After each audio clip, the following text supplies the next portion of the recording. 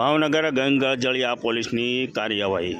ગોગો stick સાથે x ઝડપાયો।